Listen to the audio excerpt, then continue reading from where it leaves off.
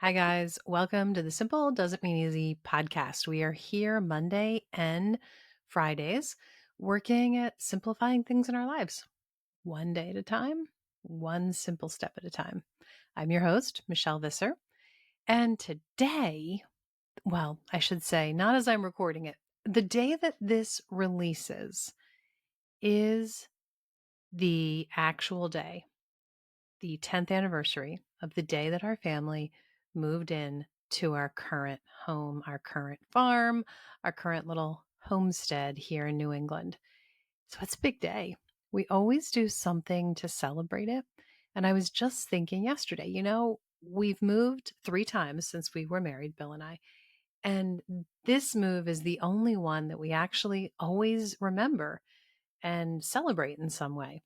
And I guess it's because it was very monumental. It was huge, the whole process that led to us living where we do. And when something is so life changing, you just always want to acknowledge it. And I should say, it's always very simple, the ways that we acknowledge it. In fact, I'll just tell you typically what we do is we have a giant cookie for dessert to celebrate. Sounds kind of silly, but I'd be very sad if the day came and went and we didn't do this little tradition. I actually, you know what? I'll put the recipe in the description because everybody needs to know how to make this cookie. I just use a giant cast iron pizza pan and I fill it up with my recipe for a giant cookie, bake it. And after it cools, I actually icing it as well. Last year, we just put maple cream on it for icing. And I got to tell you, it was very sweet, but wow, it was really good. But we'll icing it. And then I like to write 3 words on it: s- ask, walk, and find. Um, And the reason I had to stumble over the words is because I had to quickly say the verse in my mind that the words are referencing. And I'm not sure if I'm going to get to it this episode or maybe it'll be next episode. We'll see. We'll see how far we get today. But I'm going to explain why those 3 words go on our anniversary cookie and what exactly they're referencing and what it means. But um, so I'm excited to finally break down for you a little bit about our story. But honestly, everybody's life is like this. It's a very beautiful story, interwoven with so many details that it's really hard for me even to decide what to tell you. So I decided what I was going to do is actually go pull up 2 different articles I've written. I actually wrote them almost 10 years ago, just explaining what led to where we are. And I think that might be the best way because otherwise there's so many paths I could go down. Um, so yeah, that's what I'm going to do. And I wanted to make sure I told you that we still have 3 books we're giving away. I decided that next episode, I'm going to write this on my calendar, and I don't even know what episode this is that we're recording, but next Monday, I'm going to officially announce here on the podcast of the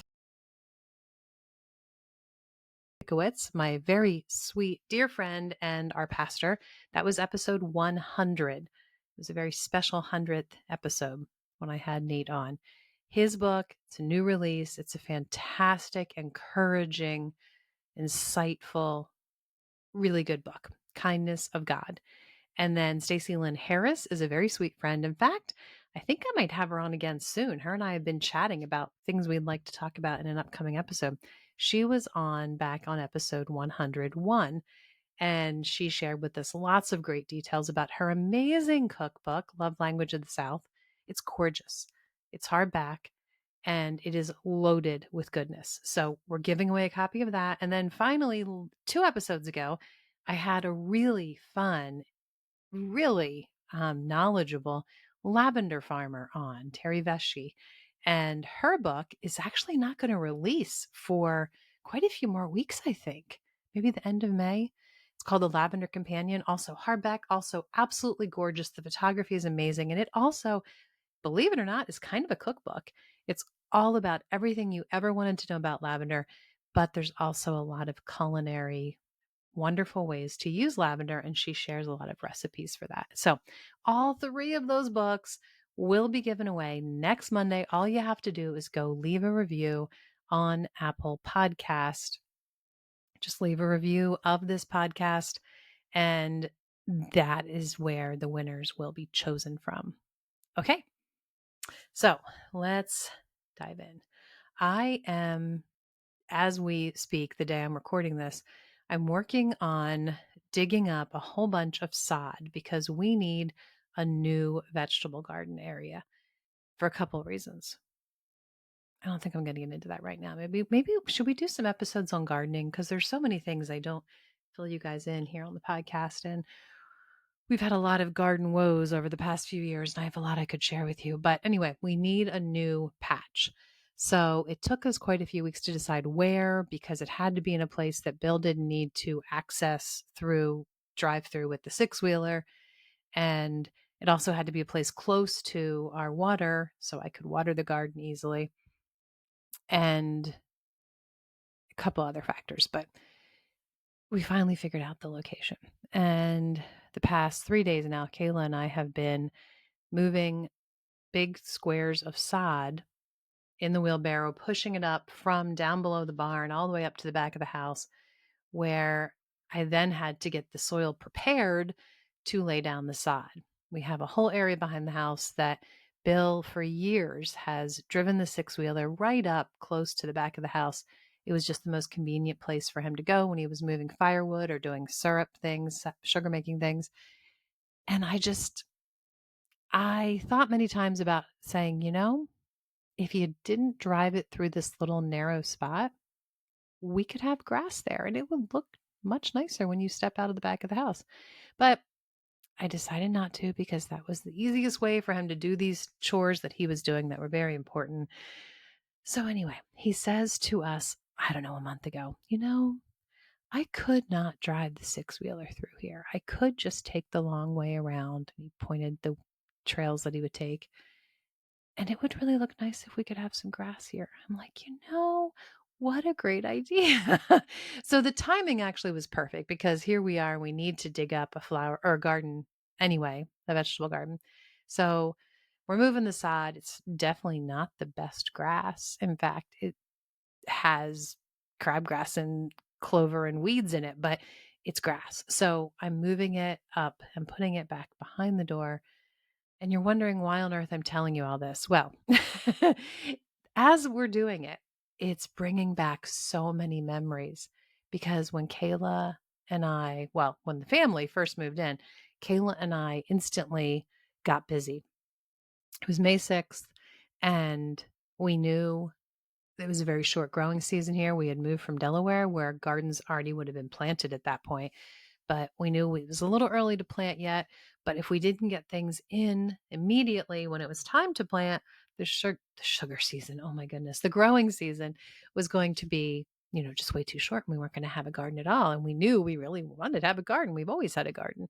But here we had room to have a much larger garden than we were used to.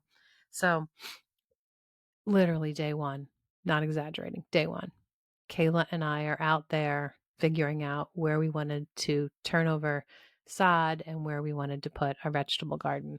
Turned out we wanted 3 different ones, we decided then. And then the next year we decided no, we wanted 2 and they should be in a different location. And then the third year we kind of moved it around a little bit more. So the first 3 years we did a lot of garden planning and moving. But anyway, we had spots by the front of the house where I guess the previous owner's dog maybe had worn it and done a lot of, peeing right there. I don't know, but there's a lot of spots in front of the house. There was no grass.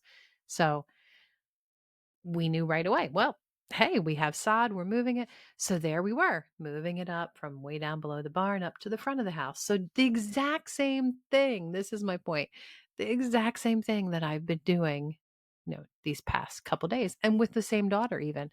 So it's kind of weird that literally 10 years later, here I am doing the exact same thing. It is a new wheelbarrow, still the same shovels.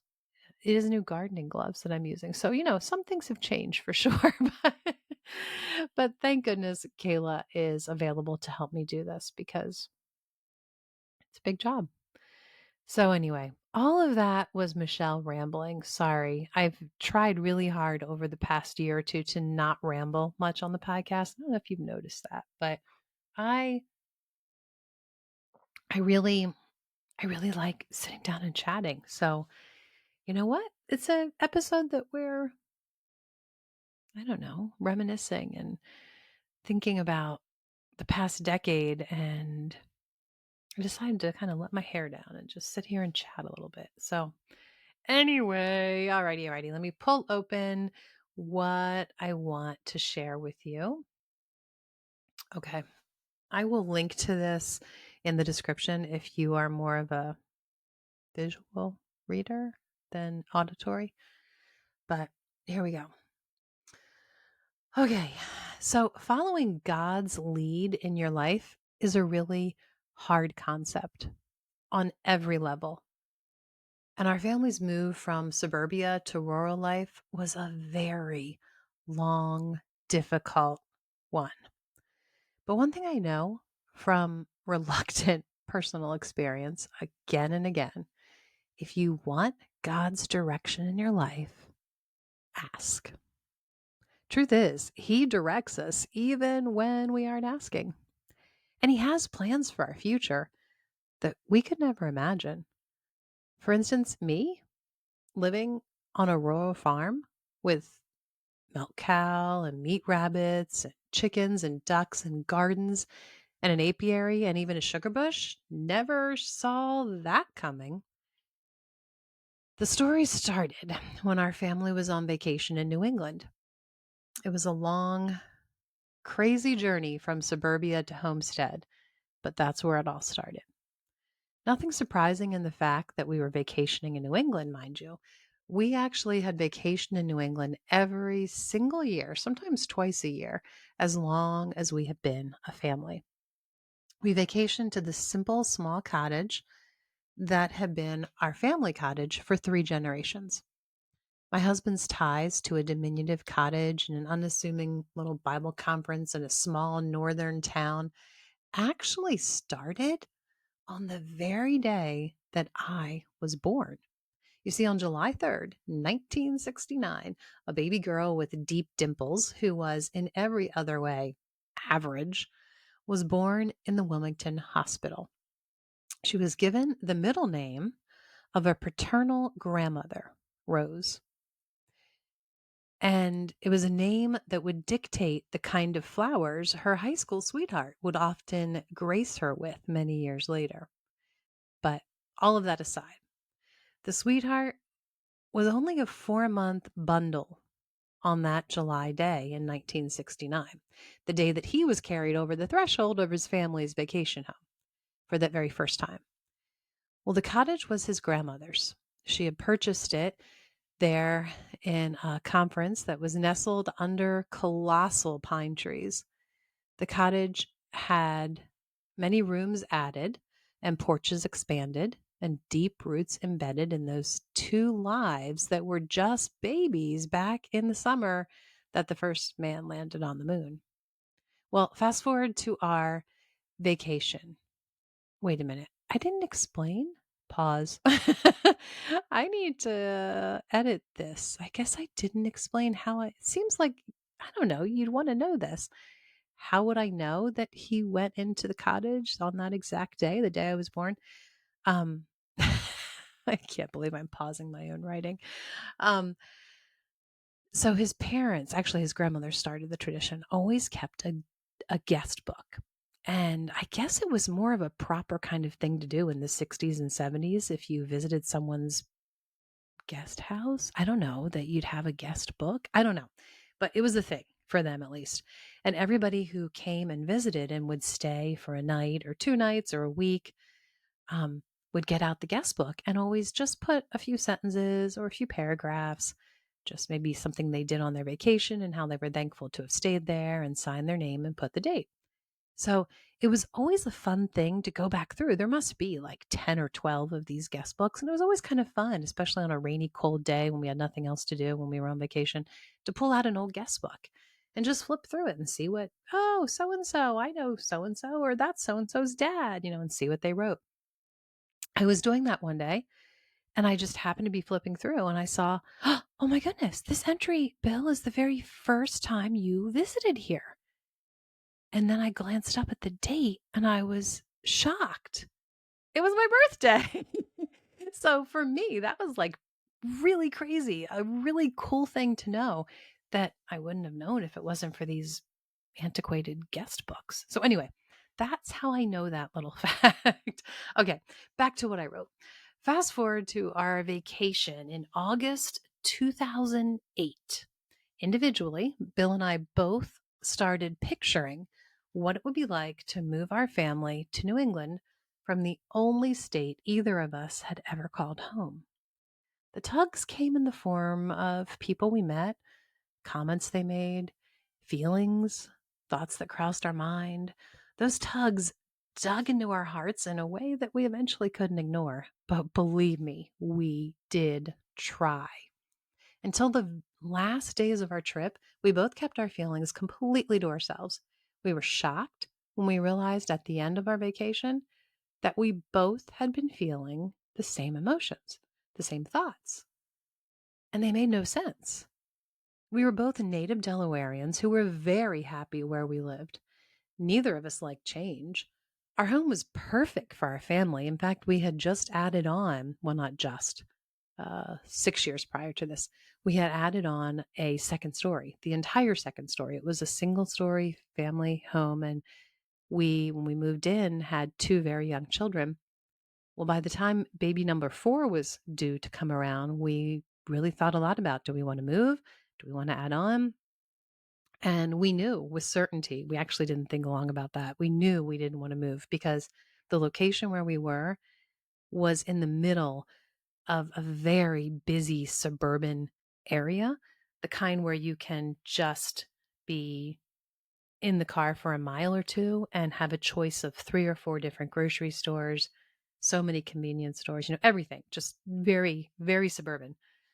But our house backed up to, I think it was a 220 acre, I think it was the acreage, equestrian parkland, which was unheard of in this busy, congested area that we lived, to have so much open parkland. So that could be our backyard. Like, we knew this is where we wanted to be. Plus, it was on a cul-de-sac in a very nice neighborhood, liked our neighbors. So we talked to an architect, had some plans drawn up, talked to a couple different builders, and decided to go for it. So we added on, we literally took off the entire roof of our house, added on a second story, the length of the house.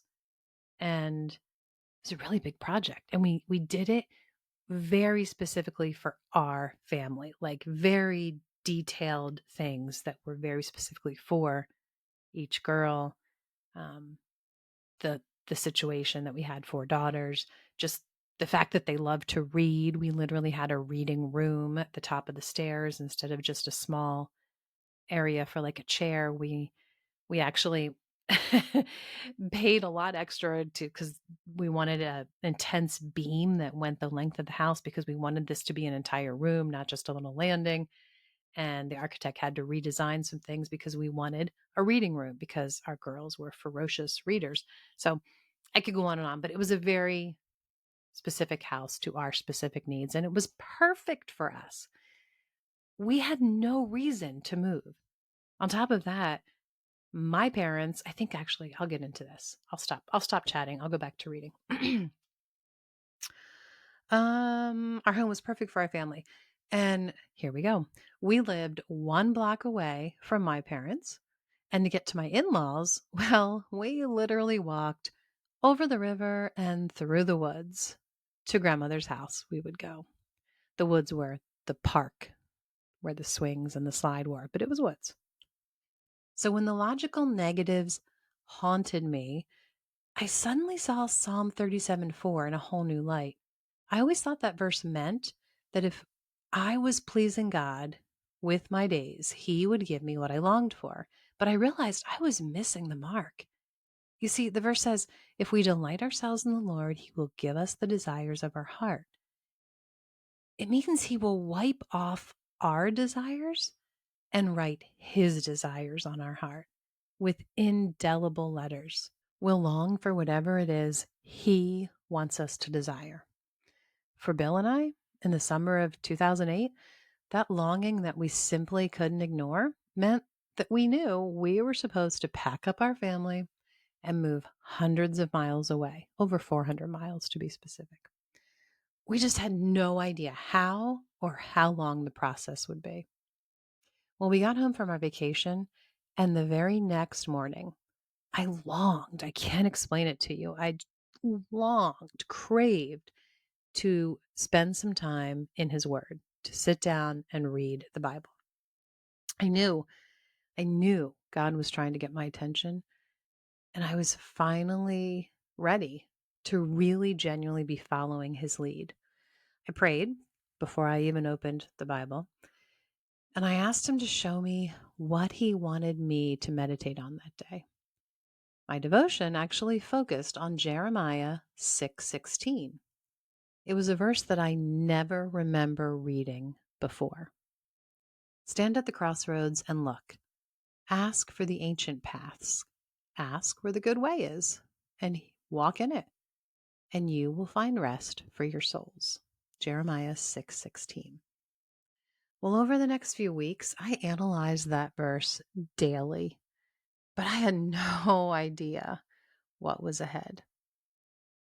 I did not foresee the fresh eggs and the fresh milk and the quacking ducks and the farm fresh vegetables, the playful barn cats, the delicious cups of tea that I would one day sweeten with maple syrup and honey that we harvested ourselves on our own land. I had no idea that any of that was coming. I had no idea that that verse would become a life verse for me. I would cling to it, share it, wallow in it, and I would see it as a soothing balm to a very distraught heart in the years ahead. Distraught over doors that we thought were opening, just slamming, like falling off the hinges, slamming and breaking. Just really sad situations that made us really question, wait a minute, what's going on? We know we're pursuing what we're supposed to be pursuing. We're really trying to make this move that we know we're supposed to be making. And it didn't work out again and again, like different things. But yet, when we refocused, got our wits about us, we always knew with certainty that we were still supposed to move to New Hampshire. We just didn't know the when and we didn't know the how. So it was also hard to know, okay, so do I just pause? Do we just stop for a while? Just focus on life. And the whole time, of course, we were also very content with where we were. Like I said, we had a perfect house. We had a great location. We had both sets of parents, close by to spend time with our daughters and a lot of family too, not just the parents, siblings. It was a really great time. And I do want to make that clear that throughout, I don't think I've told you, it was 6.5 years process of thinking we're moving. Nope, nope, that's not going to work.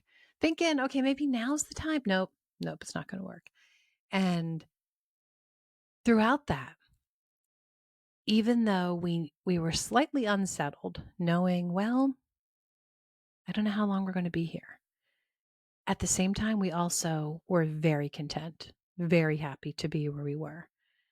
And then something would come up and the Holy Spirit would just give us a little bit of push, a little bit of agitation, a little bit of remember, there's something I want you to be working towards.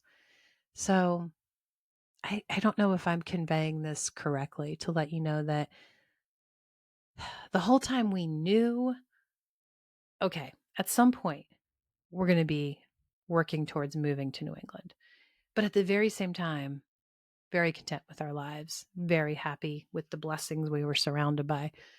So anyway, Jeremiah 6:16 became a life verse. It actually became the inspiration for the name of my brand and my blog. SOULY, Solely Rested, is based on finding rest for your soul in Jeremiah 6:16.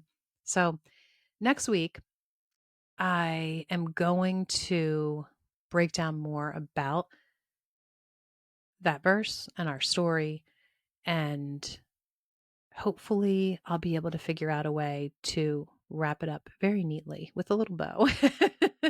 um, but now I'm going to go make sure I have all the ingredients for that giant cookie that I need to have made on the day that this releases. And I also have 3 guests that are recording with me in the days ahead. So in the upcoming month, there's lots of great episodes coming up. I'm really excited about a couple of these guests that I'm going to be sitting down and talking with. So I'm glad you're here, guys. I hope that my rambling today was somehow encouraging to you. And I really appreciate your listening. Be sure to go leave a review of the podcast. And everyone who does so will have a chance to win one of those 3 amazing books who the authors were just on recently. And remember, it's easy to forget how blessed we are to live this life. So enjoy the simple, everyday efforts. It's not easy, but it's a really good life.